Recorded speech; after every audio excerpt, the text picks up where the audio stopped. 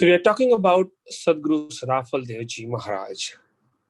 Yesterday, we discussed about his childhood stage, about his birth and what activities he was doing during his very young stage, 2 to 5 to 7 years old.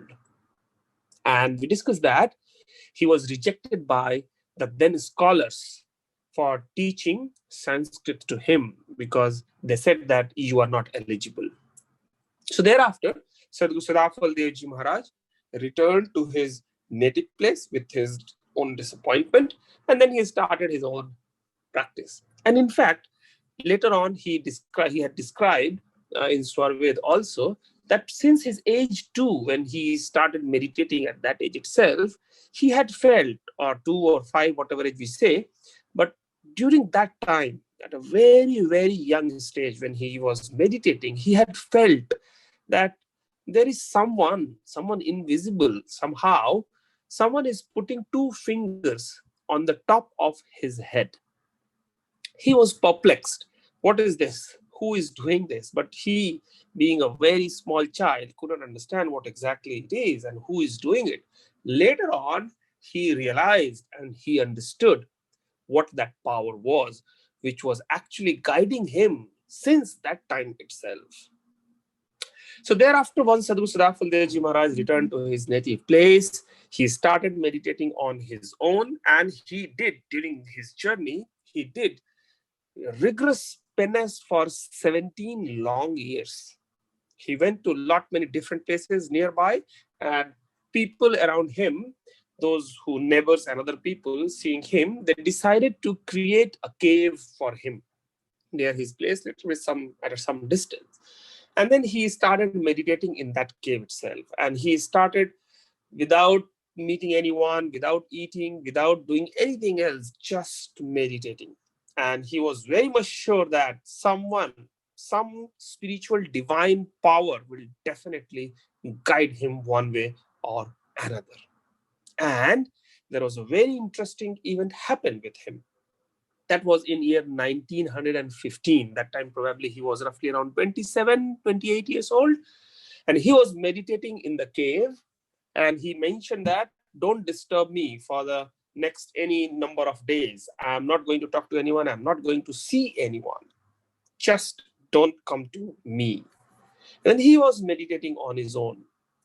And nearby, there was another place where the people from the village noticed that he was actually preaching to some people. Then some people were confused. Oh, come on. At one time, you said that I'm in the cave, don't disturb me. I'm in a continuous meditation. And right now, how come you are preaching people sitting here in this village? Some people went there to that place, to the cave, and check whether he's there or not. And they knew, and they realized that Sadguru Sadafaldeo Maharaj is still in the cave. Then they were surprised who this one is, who is preaching right now in the village. And then when this message went to Sadguru Sadafaldeo Maharaj later on, then he understood, he realized who that person was. It was none other than the eternal master who took Sadguru Sadafaldeo Maharaj's form and appeared and took his form and certified. It's actually an indication of certification that go on, what you are doing is the right one. I am here to guide you fully from top to bottom for everything, and see what I have given the proof that I have taken your form and I'm preaching to the people with your physical form. Isn't it interesting? Even in today's world, if you try to understand these things on the basis of our own intellect, our own understanding, it's impossible. We probably have heard such kind of things only in stories. But this is reality.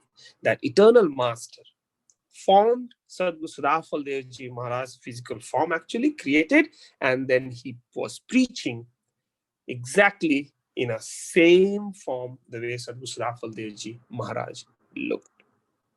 This was a clear-cut indication. Go ahead, I'm there. And since then, Sadguru Sadafaldeo Maharaj continued meditating, practicing for roughly around 1.5 years continuously, and then he finished it.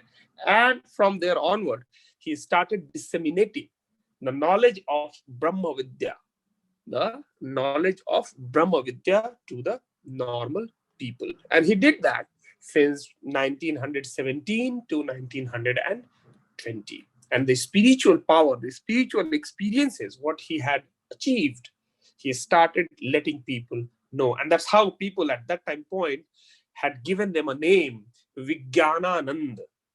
Vijnanand. And he was mostly known during that time point as a name Vijnanand. And in fact, Sadguru Sadafaldeo Maharaj realized that at that time point, India was under the rule of British government. And then he realized that unless and until my country is free, the people are free, spirituality would not go to the larger extent. And that's why he actually contributed in the freedom of India movement as well. And he actually went to jail for roughly around 2 years for his vibrant speech at one cant to the military people. And at that place only, at the jail, in the jail itself, he created Sankat Mochan book, where he had mentioned, he had narrated all the qualities and all the good things about Eternal Master, and has prayed to him to free the country, India, so that people who are suffering in the country can be freed, and then only they can focus more on the spiritual side thereafter. And after coming out from the jail, he established Vihanagm Yoga as an organization in 1924. And during that time point, at that time point when he was establishing Vihanagm Yoga, he had a specific objective. And that objective was that he took an oath that I will liberate at least 100,000 lives from this whole world, and then only I will decide whether I have to be here. Here means on this earth, or I have to go back to the place of super conscious state. So this how he established this organization named Vihanagm Yoga for the upliftment of the human being as a whole itself. And on that movement, actually, we are all moving together. We will talk more about this. Thank you very much for joining today.